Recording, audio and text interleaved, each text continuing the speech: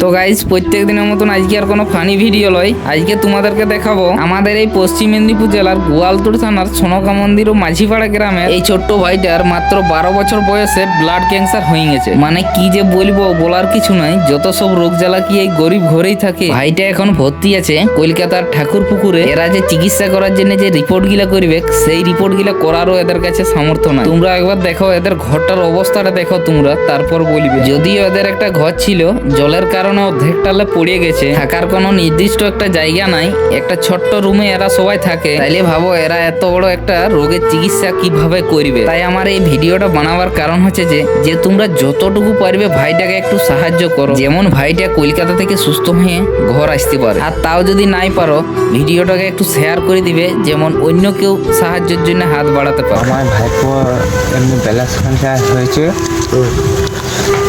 আমি কলকাতা সাকরপুরে ভর্তি করেছি। সেখান থেকে ডাক্তারবাবু বলেছে ভালো হয়ে যাবে, কিছুদিন থাকতে হবে। তাহলে আমাদের কিছু অর্থের প্রয়োজন। আপনারা যদি কিছু সাহায্য করতে পারেন তাহলে খুবই ভালো হয়। কিছু সাহায্য চাই।